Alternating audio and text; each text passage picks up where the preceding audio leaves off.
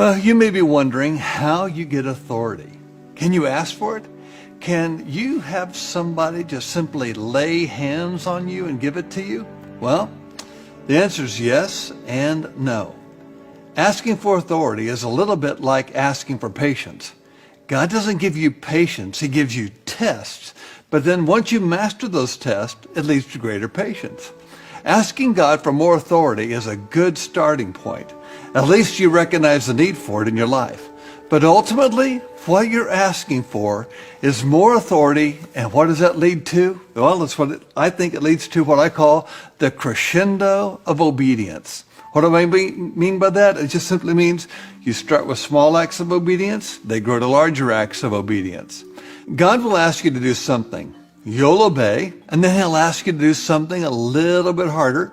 You'll obey, and then he'll ask you to do something a little bit harder, and you'll obey him again.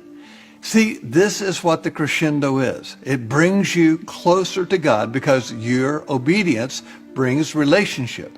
Conversely, disobedience separates us from a relationship with God, and without relationship, we have no authority.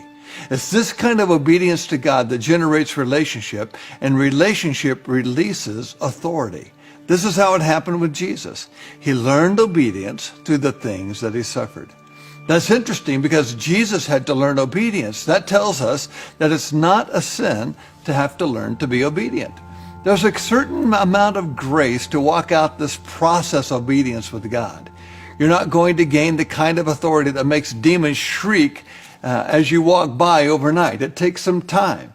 You're going to gain what I call relational authority through this crescendo of obedience, starting with doing the small things he asks you to do, such as prayer, for example.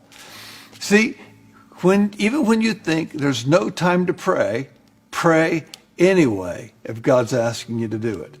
Your test of obedience just might be to learn to trust more in the value of prayer than in the value of what you're doing that you feel you won't get done if you take time to pray. Perhaps obedience was behind Jesus continually saying that he did only what he saw the Father doing. Jesus did nothing if the Father was not doing it. So authority comes through obedience. Obedience comes through relationship, and relationship takes time. I have many young leaders that come to me and ask me if there's a shortcut to this process, and I tell them, yeah, absolutely there's a shortcut. All God does is he takes all those trials and he crams it into a shorter amount of time. So you don't have any hurdles removed from you. You just take the hurdles that were this far apart, and now you put them this far apart. So in a shorter period of time, you go through more tests. And one of the big tests God is taking many through today involves the whole idea of emotional pain. There's developing in this country what I call a pain avoidance teaching. This doctrine says that since God is love, he would never want us to experience pain. Overcoming pain is one of the things that makes God justified in promoting us.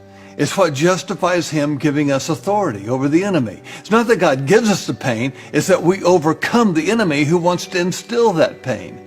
There's another reason a pain avoidance teaching in the church today really bothers me, and it's because it's a slap in the face to the martyrs that the world is now starting to see once again. These people selflessly risk death to worship God or even to own a Bible. I remember hearing a story of a pastor in China who was told by an American pastor that his church was praying for them, specifically that the persecution of the underground church in China would end.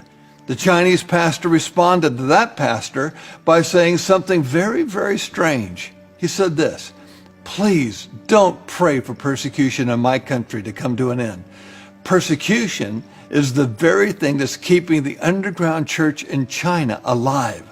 My biggest fear is that persecution would end and we would become like the church in America, apathetic and feeling we're entitled."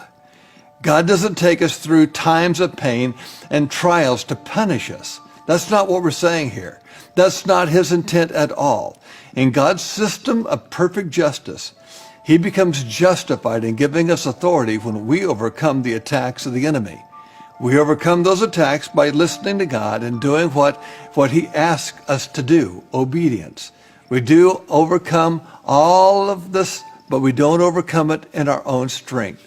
We overcome it because we are obedient to God, and he tells us how to overcome and how to be more than a conqueror.